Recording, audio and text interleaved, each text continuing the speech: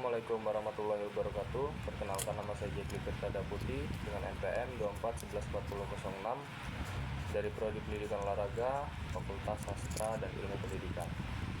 Saya di sini dari kelompok 10 dan kami dari kelompok 10 akan menjelaskan tentang ekonomi Islam. Oke. Ekonomi Islam adalah sistem ekonomi yang didasarkan pada prinsip-prinsip syariah Islam. Berikut adalah materi kunci yang bisa dijelaskan lebih lanjut. Yang pertama itu ada prinsip dasar ekonomi Islam. 1. Keadilan distribusi kekayaan yang adil dan merata. 2. Larangan riba. Pembuangan uang melalui bunga dilarang, mendorong investasi yang produktif. 3. Gharar atau gharar adalah larangan transaksi yang mengandung ketidakpastian atau spekulasi berlebihan. Yang keempat, zakat, memberikan sebagian harta kepada yang membutuhkan. Dan yang terakhir, halal dan haram, penentuan produk atau jasa yang diperbolehkan halal dan yang dilarang adalah haram. Yang keenam, mudharabah, perjanjian kemitraan di mana satu pihak menyediakan modal dan pihak lain mengelola usaha. 7. Musyarakah, kemitraan di mana semua pihak menyetor modal dan berbagi keuntungan serta kerugian. 8. Perbankan syariah, bank yang beroperasi sesuai dengan prinsip syariah menawarkan produk tanpa riba atau sewa.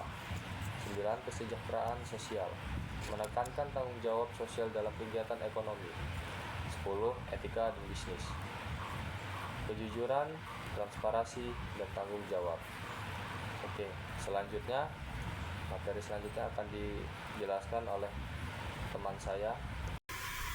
Materi ini dapat dikembangkan lebih lanjut tergantung pada aspek tertentu yang ingin dialami seperti perbankan syariah, investasi, atau dampak ekonomi Islam dalam masyarakat modern. Yang selanjutnya, ekonomi Islam memiliki berbagai manfaat yang signifikan baik dari segi individu maupun masyarakat. Berikut adalah beberapa manfaat utama ekonomi Islam. Yang ke-1, keadilan dan kesejahteraan. Ekonomi Islam menekankan keadilan dan distribusi kekayaan dan sumber daya.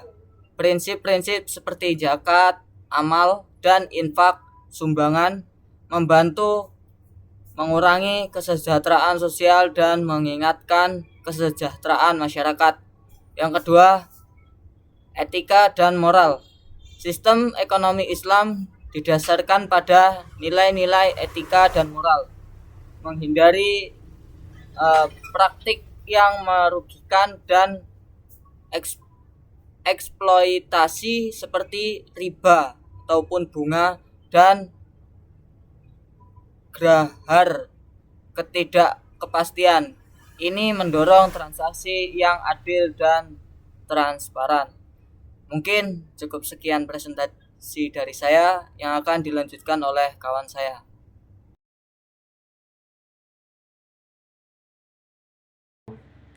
Saya akan melanjutkan presentasi dari kelompok saya.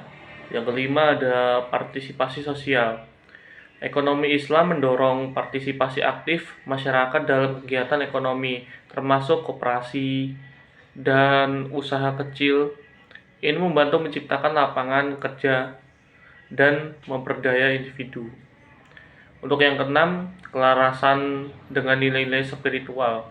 Ekonomi Islam mengintegrasikan aspek spiritual dalam kegiatan ekonomi, sehingga individu tidak hanya mencari keuntungan materi, tetapi juga berkontribusi pada kebaikan sosial. Untuk yang ketujuh, inovasi dan kewirausahaan. Dengan memberikan dorongan kepada usaha kecil dan menengah, ekonomi Islam menciptakan iklim yang mendukung inovasi dan kewirausahaan yang gilirannya dapat merangsang pertumbuhan ekonomi. Dengan menerapkan prinsip-prinsip ekonomi Islam, diharapkan dan terciptalah masyarakat yang lebih sejahtera, adil, dan berkelanjutan. Mungkin sekian presentasi dari kelompok saya, dari kelompok 10. Saya akhiri. Assalamualaikum warahmatullahi wabarakatuh.